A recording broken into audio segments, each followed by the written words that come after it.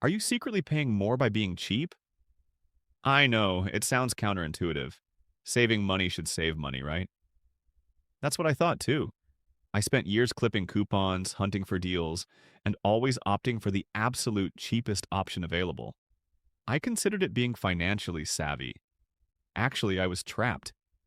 I'm talking about the stuff that feels like a win in the moment.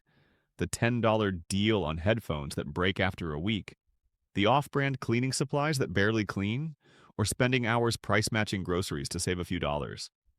But what if I told you this relentless pursuit of the lowest price could actually be costing you more in the long run? Not just money, but time, energy, and even opportunities? It's a trap I fell into, and it's way too common. I was so focused on saving pennies that I missed the bigger picture. I was so busy saving dimes, I was losing dollars. I felt so trapped by saving, I forgot to zoom out. I was chasing discounts instead of building wealth. The truth is, being cheap and being frugal are not the same thing. Frugality is about making smart, informed choices that maximize value. Being cheap, on the other hand, is about sacrificing quality, durability, and even your own time just to save a few bucks. It's a race to the bottom, and it's exhausting. Think about all that time spent meticulously comparing prices. Think about the stress of constantly worrying about finding the best deal. I was spending all this time clipping coupons for, let's say, laundry detergent. I would feel like a winner saving $2.50 on each bottle. But studies have shown the average person earns more in an hour than they save in a week clipping coupons. It's ironic. It's like working a part-time job but getting paid less than minimum wage. You think you are winning, but it is a self-fulfilling prophecy. Let's put this into perspective. Let's say you work and make $30 an hour. If you spend 2 hours clipping coupons and saving a total of $5, you're effectively working for $2.50 an hour. $2.50 an hour is hardly worth the sacrifice. That's not frugality.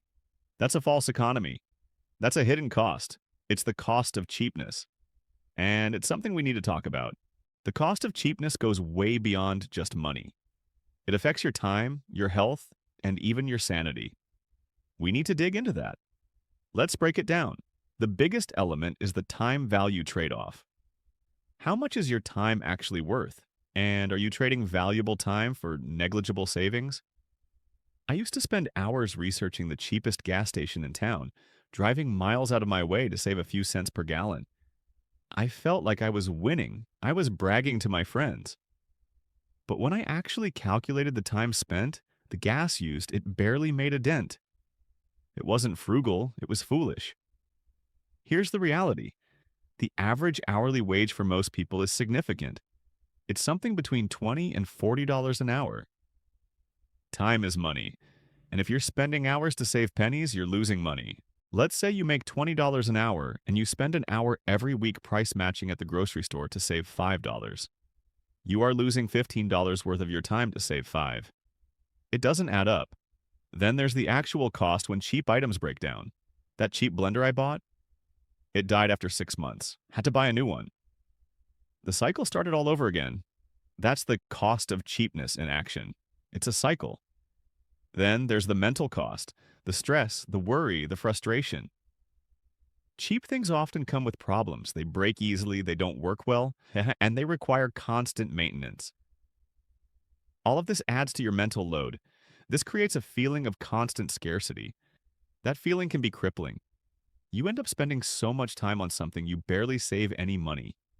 All the while, the problems keep coming. It never ends. It's exhausting. I remember I bought a very cheap drill.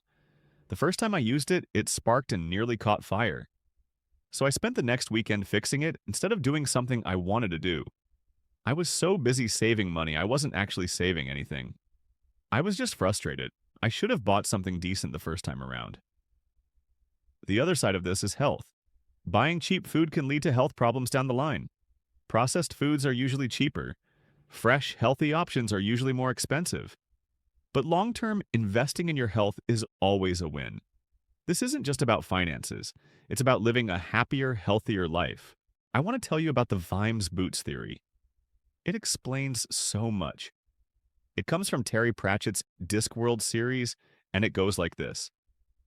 A poor man can only afford to buy a cheap pair of boots that fall apart after a year. So, every year he has to spend money on new boots. A rich man can afford to buy a really good pair of boots that last for 10 years. Over that decade, the poor man has spent 10 times the price of the good boots. He is still wet. He is still cold. He still has no boots.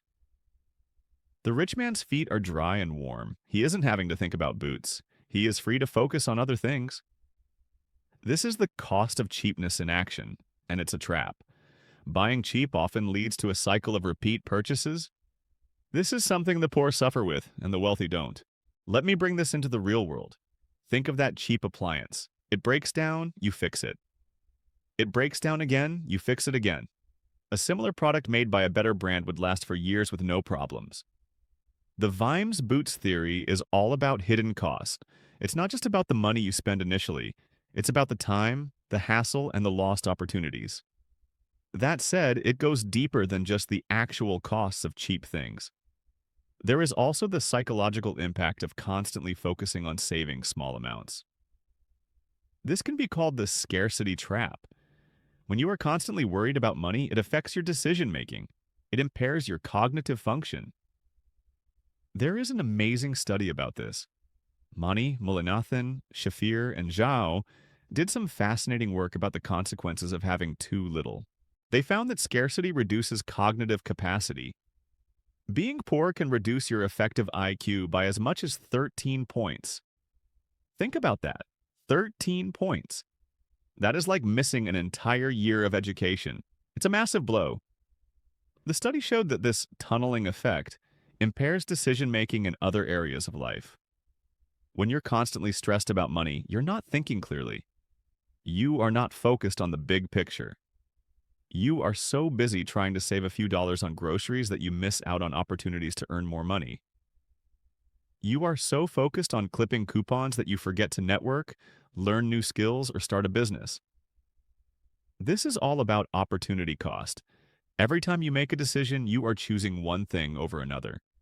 Every decision has an opportunity cost. When you are focused on saving pennies, you are missing out on opportunities to make dollars. You are trading your potential for small short-term gains. You are so trapped that you can't even think about moving to a better neighborhood. You can't think about affording childcare to allow you to get a better job. It's impossible to even see those options. The other side of the scarcity trap is the poverty premium. Being poor often means paying more for essential services. Lack of access to mainstream financial institutions, higher interest rates, and fees for even basic things are commonplace. It means you are already starting behind the 8 ball. So how do we break out of the trap? We need to shift our mindset.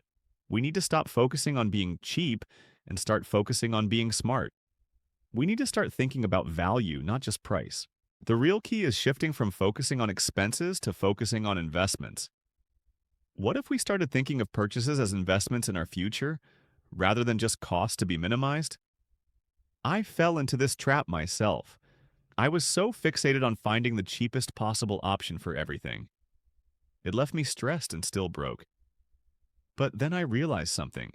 The people who are thriving aren't necessarily the ones who are the best at saving pennies.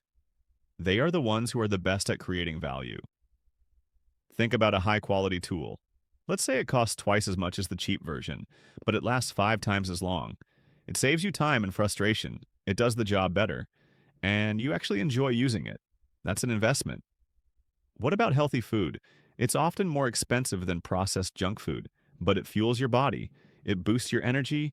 It improves your health. It allows you to perform at your best. That's an investment. And what about education? Learning new skills is one of the best investments you can make. It opens up new opportunities. It increases your earning potential. It makes you more valuable to the world. That's an investment. Investing in yourself is the most important thing you can do. Let's talk numbers. What if you invest in a skill that increases your earning potential by, say, $10,000 per year? Over 10 years, that's $100,000. That's a massive return on investment. Imagine this. You take an online course that costs $500. That seems like a lot of money, right? But what if that course teaches you a skill that allows you to earn an extra $1,000 per month? That's $12,000 per year. That $500 course pays for itself in less than a month. It's all about shifting your perspective. Don't think about the cost of the course. Think about the return on investment. I know it's easier said than done. It's hard to break free from the scarcity mindset. It's hard to stop worrying about every penny. But trust me, it's worth it. I want to share some examples of people who have successfully shifted their mindset. I know these are animated examples, but they illustrate the point perfectly. Take Sarah. She used to work a dead-end job, barely making enough to get by.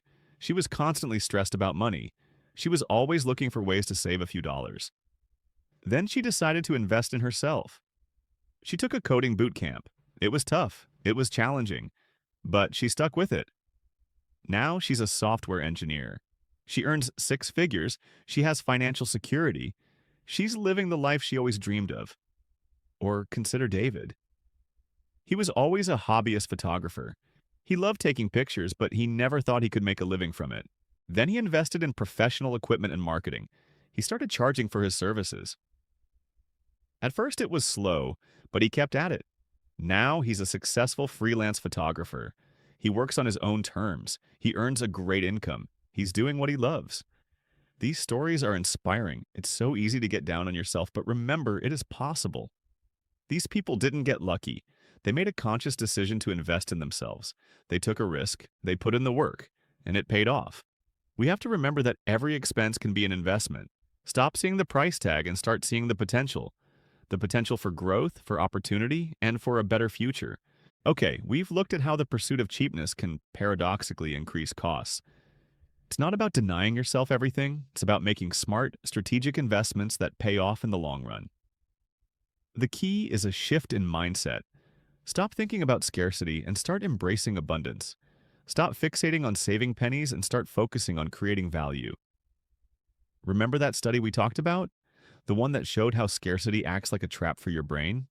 When you're stuck in that mindset, you're too busy trying to survive to actually thrive.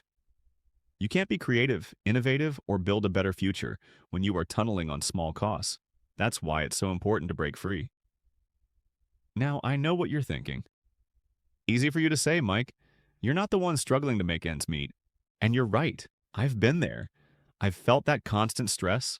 I've made those cheap decisions that ended up costing me more in the long run. But I also learned that it's possible to change.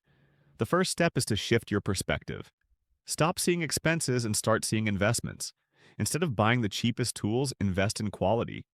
Instead of filling up on processed junk food, invest in your health. Instead of spending your time clipping coupons, invest it in learning new skills. Remember Sarah and David? They weren't any different from you or me. They simply made a conscious decision to invest in themselves. So, what's one small investment you can make today? It doesn't have to be huge. It could be as simple as buying a good book, taking a course, or attending a networking event. The important thing is to take action, to start moving in the direction of abundance.